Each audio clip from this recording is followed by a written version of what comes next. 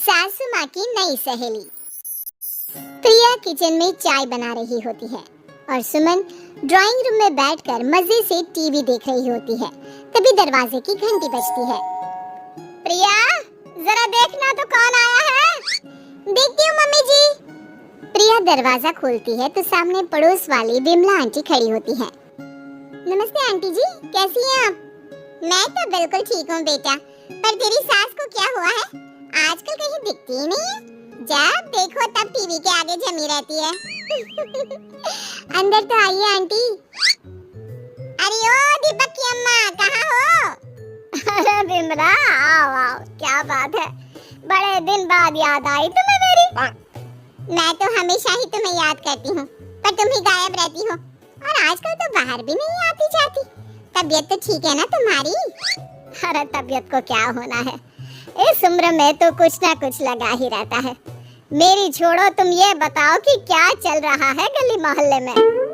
तुम गली मोहल्ले की छोड़ो, चल तो तुम्हारे पड़ोस में रहा है। तुम्हारी नई सहेली आई है। मेरी कौन सी नई सहेली?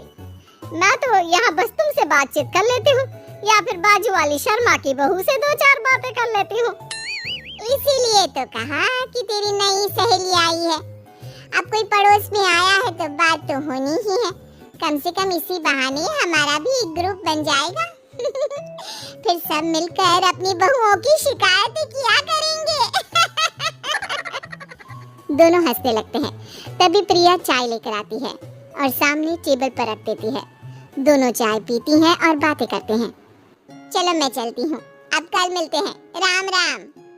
अगले दिन प्रिया किचन में कुछ काम कर रही होती है और सुमन आराम से सोफे पर बैठकर मटर छील रही होती है। तभी डोरबेल बजती है। प्रिया दरवाजा खोलती है तो सामने उनकी नई पड़ोसन खड़ी होती है। जी, आप कौन? मैंने पहचाना नहीं। नमस्ते बेटा, मैं शारदा, आपके बगल वाले घर में अभी 2-4 दिन पहले ही शिफ्ट हुए हैं। ओह अच्छा अच्छा अच्छा, नमस्ते आंटी, अंदर आइए ना आप। देखिए तो मम्मी जी, आज कौन आया है? इतना कहकर प्रिया किचन में चाय बनाने चली जाती है। नई पड़ोसन को घर पे देखकर सुमन थोड़ा हैरान हो जाती है। नमस्ते बहन जी, मैं शारदा, आपकी नई पड़ोसन।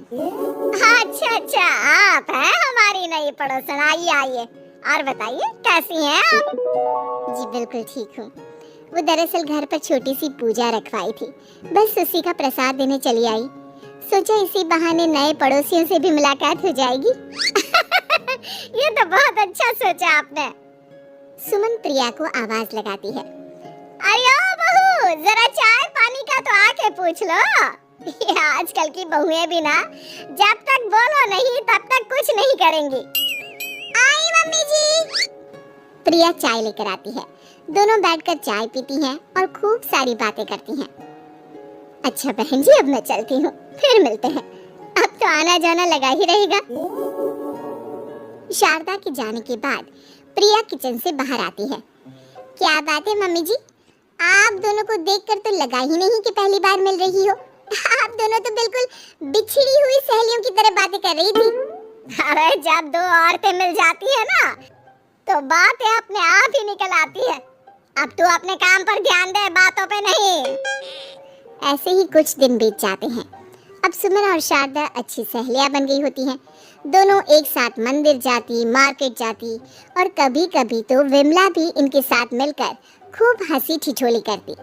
एक शाम तीनों बैठकर सुमन के घर पर चाय पी रही होती है कि तभी बहुत तेज बारिश शुरू हो जाती है। सुमन जोर से प्रिया को आवाज लगाती है। प्रिया, ओ प्रिया, देख कितनी तेज बारिश हो रही है। जाके छत से सारे कपड़े ले आ, नहीं तो सब भीग जाएंगे। सुमन 2 बार आवाज लगाती है लेकिन प्रिया का कोई जवाब नहीं आता। शायद प्रिया कुछ काम कर रही है, इसीलिए कुछ जवाब नहीं दे रही। अरे काहे का काम, आराम फरमा रही होगी महारानी। तभी प्रिया बीमार हालत में अपने कमरे से बाहर निकलती है। हाँ मम्मी जी, क्या हुआ? मेरी तबीयत थोड़ी ठीक नहीं है ना, इसलिए आग लग गई। अरे सारे कपड़े भीग गए और तुझे सोने से फुर्सत नहीं है। सबके सामने सुमन के मुंह से ऐसी बातें सुनकर प्रिया उदास हो जाती है और छत से कपड़े उतारने चली जाती है। सुमन, ये क्या बात हुई? प्रिया ने बताया ना कि उसकी तबीयत ठीक नहीं, इसलिए उसकी आंख लग गई। तुम भी ना खामखा उसे सबके सामने सुना दिया। अरे आप नहीं जानती शारदा जी, कुछ बहुएं ना बहुत आलसी होती है, घर का एक काम नहीं करना चाहती। ऐसा नहीं है सुमन, तुम्हारी बहू तो बहुत प्यारी है, तुम्हारी सारी बात भी तो मानती है। हाँ सुमन, तुम प्रिया के बारे में ऐसा क्यों सोचती हो? मेरी भी दो बहुएं हैं, लेकिन मैं उन्हें अपनी बेटियों की तरह रखती हूँ। आखिर वो भी तो किसी की बेटियां ही है ना। और अगर तुम ऐसा ही व्यवहार करोगी तो एक दिन प्रिया भी तुम्हारे साथ ऐसा ही बर्ताव करेगी। शारदा और विमला की बातें सुनकर सुमन की तो बोलती बंद हो जाती है। वहीं प्रिया भी बाहर से सारी बातें सुन रही होती है। अरे मैं कोई उसकी दुश्मन थोड़ी ना हूँ, मैं भी उसकी माँ हूँ, लेकिन कभी कभी सास बनना पड़ता है, नहीं तो बहुएं हाथ से निकल जाती है। देखो सुमन, ये सब सोच का फर्क है। अगर तुम ये सोचोगी तो कभी प्रिया को अपनी बेटी नहीं बना पाओगी। इतना कहकर शारदा और विमला वहाँ से चली जाती हैं और सुमन अकेले बैठकर उनकी बातें सोचने लगती है।